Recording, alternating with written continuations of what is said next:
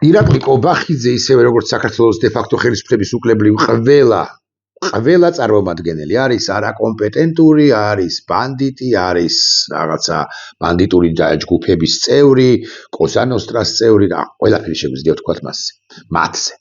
მაგრამ გარდა იმისა, რომ უვიცები არიან, ისინი არიან პირველი მატყუარები და მანიპულატორები. ყოველდღიურად, რასაც ესენი ამბობენ ნებისმიერ თემაზე, ეკონომიკაზე, პოლიტიკაზე, საგარეო ურთიერთობებზე, ნებისმიერი მათგანი, რასაც ამბობს, ეს არის ანტყუილი და მანიპულაცია ერთად. იმიტომ რომ საკუთარივე ამომრჩეველი დააჯერონ, რომ ქვეყანას მართავენ უშეცდომოდ და რასაც აკეთებენ, რასაც ჩადიან, ცუდი და დამღუპველი ქვეყნისთვის სულაც არ არის. ამ ტყუილებს თითქოს თავადვე იჯერებენ და მერე ავრცელებენ და მერე არეკლამებენ, აპიარებენ, მოდი ასე ვიტყვი. უახლოეს დღეებში გაიმართება მიუნხენის ყოველწლიური უსაფრთხოების კონფერენცია. ძალიან მნიშვნელოვანი ფორუმია. ამ მნიშვნელოვან ფორუმზე ყოველწლიურად ჩადიან ძალიან მნიშვნელოვანი დღევანდელი მოქმედი პოლიტიკოსები, დიპლომატები, პოლიტიკოსები, მთავრობების ლიდერები, პრეზიდენტები, პრემიერ-მინისტრები, საგარეო მინისტრები, ჟურნალისტები, ექსპერტები, საერთაშორისო მასშტაბის ექსპერტები, თავდაცვის შეიარაღებული ძალების ხელმძღვანელები ამა თუ იმ ქვეყნიდან, ამა თუ იმ ორგანიზაციის წარმომადგენელი ჩადის, გაეროდან წარმომადგენლები, გაეროდან, ეუთოდან, ევროკავშირიდან, ნატოდან, სხვა ორგანიზაციებიდან და ასე შემდეგ. ყველა ვისაც საკუთარი თავი ადეკვატური ჰგონია, ან უნდა რომ იყოს ადეკვატური, ამ მიუნხენის კონფერენციისაკენ მიეშურება, მიიჩქარის ელის, ყოველი წლის თებერვალს, რომ იქ მოისმინოს სწორი და ღირებულებითი პოზიციები, მნიშვნელოვანი პოზიციები ამა თუ იმ ქვეყნისა, ამა თუ იმ მნიშვნელოვანი ორგანიზაციის, ამა თუ იმ მნიშვნელოვანი თუნდაც ყოფილი ლიდერისა, რომელსაც აზრს დღესაც ეკითხებიან. მე არ ვიცი სიმართლე გითხრათ, მაგალითად იქნება თუ არა მიუნხენის წლევანდელ კონფერენციაზე, ასე მაგალითად რასმუსენი, ყოფილი ხელმძღვანელი, სტოლტენბერგი, ყოფილი ხელმძღვანელი ჩრდილოატლანტიკური ალიანსისა, მაგრამ თუ იქნება მისი მოსაზრებები, ბუნებრივია საინტერესოა, იმიტომ რომ მის პერიოდში, სტოლტენბერგის პერიოდში დაიწყო ეს ჯოჯოხეთური ომი. როგორ უყურებს იან სტოლტენბერგი რუსეთ-უკრაინის კონფლიქტს, რა გამოსავალს ხედავს ერთ-ერთ პანელზე, შეიძლება არა მთავარზე, რასაკვირველია, თუნდაც მეორე ხარისხოვანი ალბათ არ არის სწორი სიტყვა, მაგრამ მეორე მნიშვნელობის პანელზე სტოლტენბერგიც შეიძლება იყოს და რომელიმე მნიშვნელოვანი კონგრესმენი თუ სენატორიც. ყველა დემოკრატიული ქვეყანა მიეშურება მიუნხენის კონფერენციაზე. საქართველოს დღევანდელი ხელისუფლების წარმომადგენლებიც არაერთხელ ყოფილა მიუნხენის საერთაშორისო უსაფრთხოების საერთაშორისო კონფერენციაზე და ამ ხელისუფლებას, რომლისთვისაც სასიცოცხლოდ მნიშვნელოვანია დეიზოლაცია და აღიარება, გარდაულად სჭირდება, რომ ვინმე კონგრესმენმა, ევროკავშირის რომელიმე წარმომადგენელმა, ევროკავშირის რომელიმე სახელმწიფოს საგარეო მინისტრმა, თავდაცვის მინისტრმა, პრემიერ-მინისტრმა, პრეზიდენტმა ხელი ჩამოართვას რომელიმე მათგანს. და განსაკუთრებით, რასაკვირველია, მათგან განსაკუთრებით უნდათ ხელის ჩამორთმევა მაგალითად თანამდებობის პირებს. პრეზიდენტად წოდებულ ყაველაშვილს, რომელიც ორ სიტყვას ვერ აბამს, პარლამენტის თავმჯდომარეს წოდებულ შალვა პაპუაშვილს, რომელიც სამ სიტყვას ვერ აბამს, პრემიერად წოდებულ ირაკლი კობახიძეს, რომელიც 4 სიტყვას აბამს თავს, მაგრამ 5-ს კი ვეღარ, 5 კი უჭირს. ეს ირაკლი კობახიძეს ხების არ იყოს, აკი გითხარით, რომ არის ყველაფერთან ერთად გარდა იმისა, რომ რუსია, ქართულგვარიანი რუსია, მაფიის წევრია, ბანდის წევრი და ასე შემდეგ, არის მატყუარა. აი მისი ტყუილების კიდევ ერთი მადასტურებელი. ნახეთ რას ამბობს და ყველაფერზე ვილაპარაკებ დღეს. ნახეთ რას ამბობს კობახიძე, ხმას ავუწიოთ, გადავახვიოთ. რაპორტით იქნება თავრობა წარმოდგენილი. ბოდიში, სუთავიდან. წარმოდგენილი იქნება მიუნხენის კონფერენციაზე, რაპორტით იქნება თავრობა წარმოდგენილი, ამაზე მოგვიანებით. რა ფორმით იქნება წარმოდგენილი მთავრობა მიუნხენის კონფერენციაზე, ამაზე მოგვიანებით მოგახსენებთ. ხომ ეს თქვა. ეხლა მე დაგიდასტურებთ. ან აგიხსნით, რომ არის ის კობახიძე მატყუარა. მაგრამ ჯერ ბოლომდე მოვუსმინოთ 40-ოდე წამია მისი პასუხი. ჩვენებით გაიგებს ეწოდება მსახურს. დეტალურად ეს იქნება მაგა ბოჭორიშვილი თუ ვინ იქნება? შეიძლება იყოს მაგა ბოჭორიშვილი საზოგადოება გაიგებს. მაკა ბოჭორიშვილი თუ იქნება, ამას აქვე გეტყვით, ესე იგი მაკა ბოჭორიშვილს მიუღია ინდივიდუალური მიწვევა. ხაზგასმით ვამბობ, ინდივიდუალური მიწვევა და არა მიწვევის მთავრობას კი არ მიუღია ზოგადად და მე იწყებს ფიქს იმის თაობაზე ვინ უნდა გაუშვას მიუნხენის კონფერენციაზე. არამედ პერსონალურად მაკა ბოჭორიშვილმა მიიღო თურმე, თუ ეს ასია, ან თავდაცვის მინისტრმა ჯიგოვარმა, ან სხვა რომელიმე თანამდებობის პირმა მიიღო მიწვევა ინდივიდუალური, აგიხსნით, რაც გულისხმობ და აგიხსნით, რომ არ არსებობს როგორც ასეთი კოლექტიური მიწვევა, მთავრობა მიიღო მოსაწვევი, ეს არ არსებობს, ეს დაივიწყეთ, ეს ტყუილია.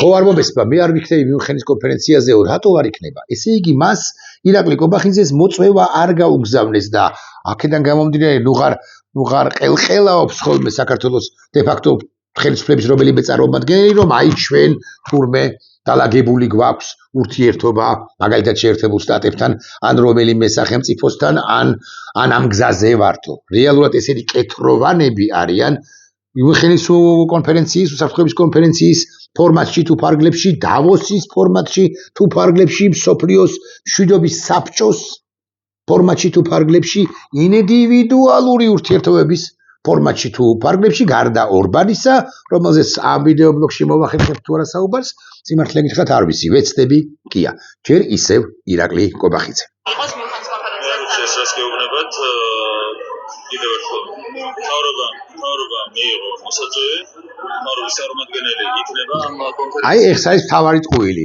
მთავრობა მიიღო მოსაწვევი, მთავრობის წარმომადგენელი იქნება კონფერენციაზე და დამთავრდა. ახლა მე გეტყვით, გაგიმხელთ, რომ მიუნხენის უსაფრთხოების კონფერენციის ორგანიზატორი არის ფონდი, ამ ფონდს ქვია უსაფრთხოების კონფერენციის ფონდი და კონკრეტულად ესე იგი მიუნხენის უსაფრთხოების კონფერენციის ფონდი, შემოკლებით ეს არის, ესე შეგვიძლია ვუწოდოთ ფონდი, მის წარმომადგენელს მე ვეკავ-ლაპარაკე დაახლოებით 25 წუთის წინ, WhatsApp მიმოწერა მქონდა, ვიცნობ, არ გავამხილ თქვენის ნებართვით და ვკითხე, კი, მაგრამ მე არ ვიცი იქნება მეთქი, მაგრამ მიუნხენის უსაფრთხოების კონფერენციაზე როგორ იწვევთ თქვენ დალოცვილებო, ამა თუ იმ პირს მეთქი და მან დამიდასტურა, რომ მიუნხენის უსაფრთხოების კონფერენციაზე ხდება ინდივიდუალური მიწვევა. ანუ არა ზოგადად ვიწვევთ ესპანეთის მთავრობას და ვინც გინდათ ის გამოუშვით. ვიწვევთ სლოვენიის მთავრობას, ვინც გინდათ ის გამოუშვით. ვიწვევთ რუმინეთის მთავრობას, ვიწვევთ უკრაინის მთავრობას, ვიწვევთ აზერბაიჯანი თუ იქნება წარმოდგენილი და ალბათ იქნება აზერბაიჯანის მთავრობას და შენ გადაწყვიტე პრეზიდენტ ალიევ ვის გამოუშვებ კონფერენციაზე. არამედ ინდივიდუალურად პრეზიდენტ ალიევს ეგზავნება მიწვევა მიუნხენის უსაფრთხოების კონფერენციაზე დასასწრებად. კობახიძემ, როგორც ჩანს, ამგვარი მიწვევა არ მიიღო. და გვატყუებს, როდესაც გვეუბნება, რომ მთავრობამ მიიღო ამგვარი მიწვევა. მიუნხენის უსაფრთხოების კონფერენციაზე ინდივიდუალური მიწვევით მიდიან სტუმრები. ინდივიდუალური მოწვევა გასცემს მიუნხენის სწორედ ეს ფონდი, რომელიც მიუნხენის კონფერენციის, უსაფრთხოების კონფერენციის ფონდი, რომელიც ფონდად შეგვიძლია მოიხსნიოთ და ეს არის შეზღუდული პასუხისმგებლობის საზოგადოება, რომელიც რასაკვირველია კოორდინაციაშია გერმანიის მთავრობასთან. შერჩეულების სტუმრებაც არა მხოლოდ სპიკერებად, არამედ ჩვეულებრივ დამსწრე პირებად არიან კვლავ ვიმეორებ, სახელმწიფოებისა და მთავრობების ხელმძღვანელები, მინისტრები, თავდაცვის, საგარეო ურთიერთობების, უსაფრთხოების და ასე შემდეგ, პარლამენტის ხელმძღვანელები, რამდენიმე კაციც კი შეიძლება იყოს ერთი ქვეყნიდან, რამდენიმე პერსონა იყოს. პარლამენტის ხელმძღვანელები, სამხედრო ლიდერები, თავდაცვის ძალების ხელმძღვანელები შეერაღებული, ან დაფასებული და მნიშვნელოვანი გენერლები ამა თუ იმ სახელმწიფოსი, ყოფილი თავდაცვის მინისტრები, მაგალითად, ან გენშტაბის ყოფილი, გენერალური შტაბის ყოფილი, თავდაცვის ძალების ყოფილი ხელმძღვანელები, გავლენიანი ექსპერტები, ეგრეთ წოდებული think tank-ები, მთელი მსოფლიოდან, მათ შორის სპიკერებად, მსხვილი მედიის, აი მე მაგალითად ვერ მოვხვდები, იმიტომ რომ მსხვილ მედიას ვერ წარმოვადგენე ეს ერთი საერთაშორისო და რომც წარმოვადგენდე იქ BBC-დან თუ Washington Post-დან ყველას არეპატიჟებიან, რასაკვირველია. იქ არ ხდება, უნდა გიხსნათ, აპლიკაციის შევსება, მე განხილვამ და ასე შემდეგ. ინდივიდუალურად ის ჯგუფი, რომელიც მუშაობს მუშაობს წლიდან წლამდე მიუხედავად უსაფრთხოების კონფერენციის ორგანიზებაზე, ინდივიდუალურად უგზავნის მისაწვევს ამა თუ იმ ლიდერებს, მათ შორის ოპოზიციის ლიდერებსაც. მე მახსოვს ჩვენგან საქართველოსთან ოპოზიციის ლიდერებიც კი დასწრებიან არა მთავარ პანელებს. ეგრა მაგის პასუხია, მაგრამ დასწრებიან მიუხედავად უსაფრთხოების მაგალითად ახალგაზრდული ფთა თუ ახალგაზრდა ლიდერების ფორუმი იმართება, იქ პანელი იმართება იმ ფარგლებში და ისინი ვერ გადადიან ეგრა მაგის პასუხია მეორე ასე უნდა აგიხსნათ დარბაზში და ვერ ესწრებიან იმ დარბაზში კონფერენციას, რომელშიც მონაწილეობენ ლიდერები, პრეზიდენტები, პრემიერ-მინისტრები, პანელია მნიშვნელოვანი პერსონებისა. შეერთებული შტატებიდან ეგრა მაგის პასუხია და იქნება მარკო რუბიო, რომ ვიცოდეთ მაინც. ეს რეგისტრაცია მოწვევა კვლავ ვიმეორებ არ ხდება თვითნებურად. ანუ მე მომინდა და გავედი, ესე არ ხდება. ზოგჯერ ლიდერს ახლავს დელეგაცია თან, განა არა მიწვეულ პირს, მაგრამ ის ლიდერის დელეგაცია ვერ შედის პრაქტიკულად ვერსად, გელოდება გარეთ მერქი, ან 2-3 პერსონა თუ დაიშვება, ის იმიტომ რომ ბექში იჯდეს და გარკვეული რჩევები მისცეს, თუ მაინც და მაინც სპიკერია, ასე უკაცრავად ღია კარი არ არის, რომ ვიცოდეთ მაინც. ეს არის პერსონალური მიწვევების კლუბი თუ გნებავთ ვიტყვი ასე და ამას მიდასტურებს ჩემი რესპონდენტი არა, ჩემი თანამესაუბრე ფონდიდან, რომელსაც მე გელაპარაკე 25 წუთის წინ დაახლოებით. მაგალითად, გავარებოთ ალიევს თავი, მერცი იქნება ინდივიდუალურად მიწვეული. ამიტომ მიუნხენის კონფერენციის ორგანიზატორებს არ გაუგზავნიათ მოწვევა ზოგადად მთავრობის, კეთროვანი მთავრობის ათვის თუ ვინმე იქნება მიუნხენის კონფერენციაზე და კობახიძე ჩალიჩობდა, რომ თავად წასულიყო უბრალოდ მოწვევა ვერ მიიღო, თუ ვინმე იქნება სწორედაც რომ საგარეო მინისტრი ბოჭორიშვილი ან თავდაცვის მინისტრი ჩიქოვანი, მე პერსონალურად მგონია რომ უფრო ბოჭორიშვილზე შეაჩერა ორგანიზატორმა მხარემ არჩევანი და სწორედ ბოჭორიშვილს ოღონდ დაუძახა ასთხოვა კონფერენციაში მონაწილეობა, მაგრამ ბოჭორიშვილი იქნება უხეშად გეტყვით, იქ თუ არის 60 რიგი 59 მე-60 ადგილზე. იქ წინა რიგებში ბოჭორიშვილს არ მიუშვებენ. მაკა ბოჭორიშვილი მაინც წარმოადგენს იმ კეთროვან მთავრობას, რომლის ლიდერიც არის დე იურე დე ფაქტო კობახიძე და დე ფაქტო, ანუ არა ფორმალი ლიდერი არის ეს თლიანად გაკეთროვანებული კაცი ბიზინა ივანიშვილი. პოლიტიკური წონა და პიროვნული ავტორიტეტი რასაკვირველია უნდა ჰქონდეთ. რატომ იქნება ბოჭორიშვილი 59 ადგილას? არა მხოლოდ იმიტომ, რომ კეთროვან მთავრობას წარმოადგენს, არამედ იმიტომ, რომ მისი წონა საერთაშორისო სივრცეებში, საერთაშორისო ასპარეზზე, მისი ფასი თუ გნებავთ, მისი ღირებულება ძალიან დაბალია. ერთი და იგივე თანამდებობის პირებიც კი, რომლებიც გასულ წელს იყვნენ აქტუალურნი, შეიძლება არ იყვნენ მიწვეულნი მეორე წელს, იმიტომ რომ აქტუალობა დაკარგეს. მაკა ბოჭორიშვილის ერთადერთი ბჭყალებში პლუსი არის ღირსება ბჭყალებში არის ის, რომ ის ჯერაც წარმოადგენს საგარეო საქმეთა სამინისტროს, თუნდაც უკანონოს, მაგრამ ძალაუფლების კვერთხის მფლობელს. მოკლედ, MSC იწვევს, ანუ კონფერენციის ორგანიზატორები იწვევენ პერსონებს და არა სახელმწიფოებს, ეს რომ ვიცოდეთ. ახლა რაც შეეხება კობახიძეს, კობახიძე ამბობს, რომ მთავრობა მოიწვიესო. ეს არის ჩვეულებრივი მანიპულაცია, გათვლილი იმ ადამიანებზე, მათივე მომხრეებზე, რომლებსაც ჯერაც სამწუხაროდ ჰგონიათ, რომ ეს ხელისუფლება წოდებული ბანდა ქვეყნისთვისაა. და ყველაფერს აკეთებს იმისთვის, რომ საერთაშორისო ასპარეზზე არსებული პრობლემები დაარეგულიროს და ყველაფერს აკეთებს იმისთვის, რომ ქვეყანა ამ მძიმე მდგომარეობიდან გამოიყვანოს. რაც არის ტყუილი.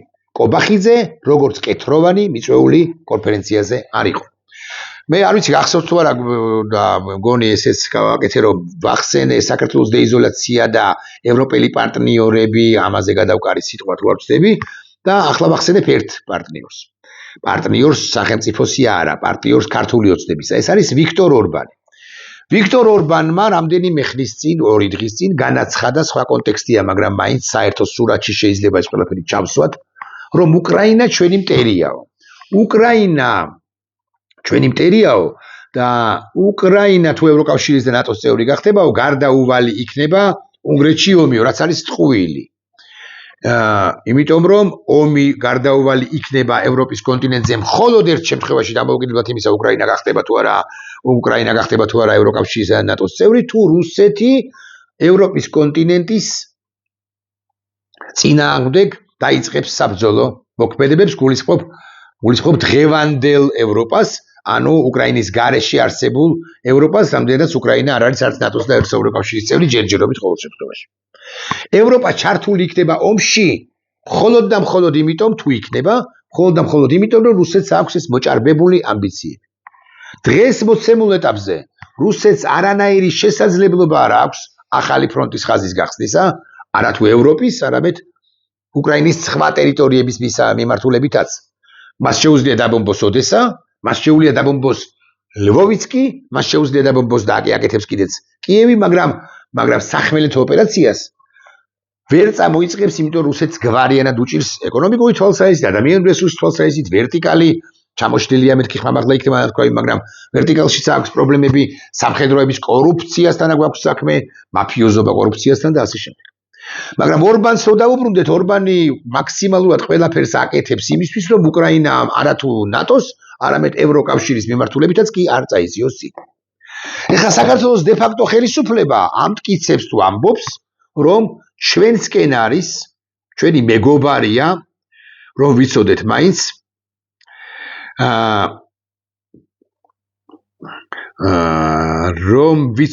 მაინც სწორედაც რომ უნგრეთიო. და ვეღარ ვნახულობ ისევ და ისევ, მოკლედ ამბობს იმას, რომ ესე იგი თუ ეს ლინკი ამასაც გავხსნით თქვენის ნებართვით. ბოდიში ეს სხვა ლინკია და ისევ ირაკლი ოკობახიძეა. მოკლედ ამბობს, რომ უნგრეთი ჩვენი მეგობარიაო და უნგრეთი არის ჩვენი მხარდამჭერიო, რაც არის არსებითი ტყუილი. აი მაგალითად ეხლა გეტყვით ვის კონკრეტულად და მოვძებნი ამ ლინკს უთუოდ მოვძებნი, ნამდვილად მოვძებნი. მაგალითად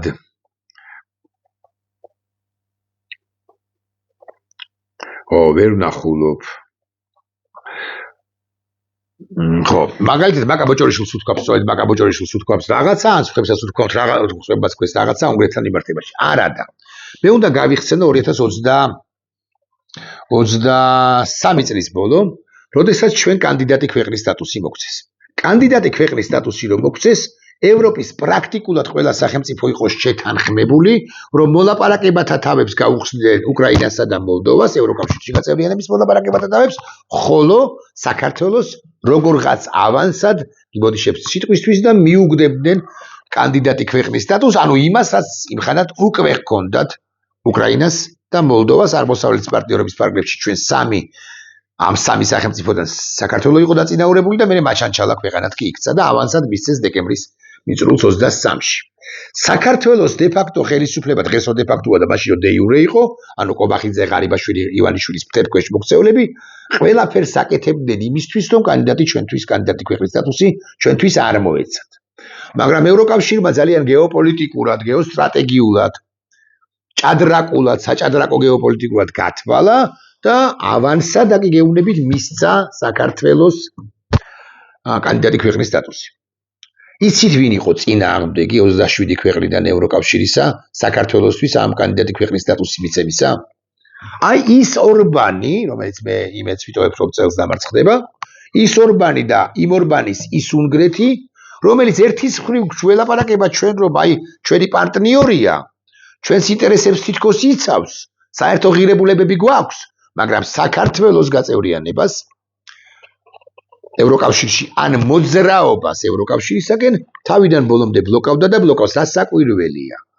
ორბანის მომხრე ყავს თუ არა არ ვიცი სიმართლე გითხრა, მაგრამ საქართველოს დე-ფაქტო ხელისუფლების მომხრეები გაიხსენებენ, რომ პაკეტში ხდებოდა საქართველოსთვის კანდიდატი ქვეყნის სტატუსის მინიჭება და უკრაინისათვის და მოლდოვისათვის მოლაპარაკებათა თავების გახსნა და ბევრი მათგანი, ვინც ახლა შემომეპასუხება, გაბედავს და იტყვის, რომ უკრაინას ეწინააღმდეგებოდაო, მაგრამ ორბანს იმხანადაც ერთი გარდაულად აუცილებელი ჩვენთვის სიტყვა არ უთქვამს ჩვენთან დაკავშირებით პოზიტიური. მაგალითად, მას შეეძლო ეთქვა, რომ კი ბატონო, უკრაინას არ მივცეთ, არ გავუხსნათ მოლაპარაკებათა თავები, გამოვყოთ საქართველოს საკითხი და საქართველოს მივცეთ კანდიდატი ქვეყნის სტატუსი. ეს ორბანს პარტნიორს ქართული ბანდიტური ოცნებისა, ამაზეც ოდესმე ვილაპარაკებთ რატომ და როგორ, ეს ორბანს ბაგლახთა სამწუხაროდ არ უთქვამს.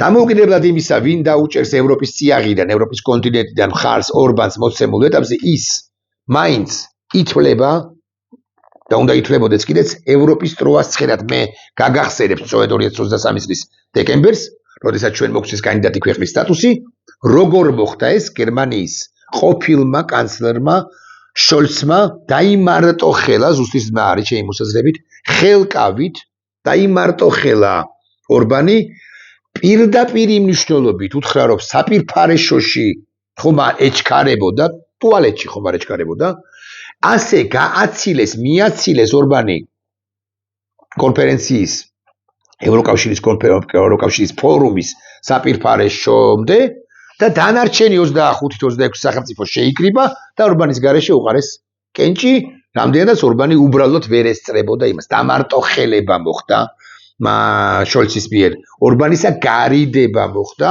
ხელკავით, პადრუჩკით, ასე ვიტყვი, მაყურებლისთვის რომ იყოს გასაგები და ასე გაიყვანეს ორბანი იმ სივრციდან, რომ საქართველოსთვის მიეცათ კანდიდატი ქვეყნის სტატუსი და უკრაინისა და მოლდოვისათვის კი გაეხსნათ მოლაპარაკებების დავები.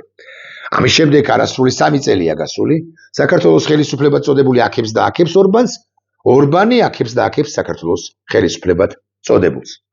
ორბანი თუ არის შენი პარტნიორი ორბანი, როგორც ტროას ცხენი ევროკავშირში, ამის შემდეგ თუ ამის გათვალისწინებით შენ ევროინტეგრაცია უბრალოდ შენი ევროინტეგრაცია პრაქტიკულად და უბრალოდ წარმოუდგენელია. მით უფრო წარმოუდგენელია ეს, როდესაც შენ ყავს მატყუარები ხელისუფლებაში, მატყუარა კეთროვანები, რომლებსაც არც არავინ ესაუბრება. ახლა ერთი დეტალიც, ჩვენ ველოდებით შეერთებული შტატების პოზიციას, რამდენი ხანიც იქნება საჭირო მოთმინებით და ველოდებით შეერთებული შტატების პოზიციას, ამას ამბობს ხსენებული ირაკლი კობახიძე, რომლის ვიდეოც კიდევ ერთი შემომერთო, ანუ კიდევ ერთხელ შემთხვევით ჩავრთე მისი ვიდეო. ეს ის ირაკლი კობახიძეა, გაგახსენებთ, რომელმაც თავის დროზე თქვა, რომ რასაც ტრამპი იტყვის, ისე იქნებაო. ეს ის ირაკლი კობახიძეა, რომელიც ამბობდა, რომ 20 იანვარს რომ შევა ოვალურ კაბინეტში ამერიკის შეერთებული შტატების 47-ი პრეზიდენტი, ამის შემდეგ მალევე დასრულდება ომი და ამის შემდეგ მალევე გამოსწორდება ჩვენ შორის ურთიერთობაო. მოთმინება როდის ამოგეწურებათ, ამ კითხვაზე ირაკლი კობახიძე პასუხობს ასე, არასოდეს ამოგვეწურება მოთმინებაო და მე ამატებს დასცეს, ჩვენ თავარი ნაბიჯი გვაქვს გადადგმული, ღიად გამოვხატავთ ჩვენი პოზიცია პარტნიორობის განახლებასთან დაკავშირებით. პარტნიორობა რაღაცას ხომ უნდა ეფუძნებოდეს. ქარტია, სტრატეგიული შეთანხმება, სტრატეგიული ურთიერთობები, ქვეყანა რომელიც სკიპზე იყო, რომ მიეღო თავისუფალი ვაჭრობა და უვიზო მიმოსვლა ამერიკის შეერთებულ შტატებთან, ახლა ამერიკის შეერთებულ შტატებსაც ევროპაზე აღარ ვლაპარაკობ, დაშორდა პირველ რიგში, იმიტომ რომ მან ამ ქვეყანამ და ამ ქვეყნის de facto თუნდაც ხელისუფლებამ ღირებულებებს უღალატა და ადეკვატური მოთამაშე არ არის. მზად ვართ ყოველგვარი წინაპირობების გარეშე განვიხილოთ ყველა დეტალი და კონკრეტული გზამკვლევით, სადაც ასახული იქნება ორივე მხარის ინტერესები. სუფთა ფურცლიდან განვაახლოთ სტრატეგიული პარტნიორობა, ამბობს კობახიძე შეერთებული შტატებისთან ურთიერთობისა და JD Vance-ის სამხრეთ კავკასიურ ვიზიტთან დაკავშირებით. მოიწვიეთ, რასაკვირველია არა. წერილი გაუგზავნეთ, რასაკვირველია არა. წერილი რო გამოგიგზავნათ მარკო რუბიო, მიიღეთ და წაიკითხეთ, რასაკვირველია არა. თქვენ რამ განცხადება, რომელიც ამერიკული ინტერესებისთვის იქნებოდა სარგებლო საქართველოს კონტექსტში გააკეთეთ, რასაკვირველი არა თუნდაც დეპუტატის დონეზე. რასვათ ამისა თქვენი კარის ფილოსოფოსები და არა მხოლოდ კარის ფილოსოფოსები, არამედ ბიზი და ივანიშვილის გარშემო მოტრიალი ადამიანები, თქვენ ისევ თვითყვი ასე დედას აგინებენ და ახლა მაკა ბოჭორიშვილი გინდათ რომ გაუშვათ მიუნხენის კონფერენციაზე, არც არავინ დაელაპარაკება. ვერ იცნობენ ტელეფონში გასულ ქალბატონ მაკას ბანდიტს, ასევე იმიტომ კი არა რომ მას რამ ფული აქვს მოპარული, რამ ტენდერებში მონაწილეობდა, ან მისი ოჯახის წევრი და ასე შემდეგ, არ ვიცი, არ მაქვს ამის თაობაზე ინფორმაცია, უბრალოდ ყველა, ვინც ამ სინდიკატის, ამ არაადეკვატური და კეთროვანი ხელისუფლების წარმომადგენელია, ნებისმიერ დონეზე, სწორედაც რომ ბანდიტი უნდა ვუწოდოთ. ეს არის სიმართლე, ეს იყო ჩემი ვიდეო ბლოგი. მე შემდეგ ვიდეო ბლოგამდე გემშვიდობებით, ეს იყო რიგით მე-4 თუ არ ვწდები ან მე-5. არა, მე-4 დღეს საღამოს კიდევ ერთ შემოგთავაზებთ 5 გამომივა და შორთებსაც გთხოვთ მიაქციეთ ყურადღება. ნახვამდის.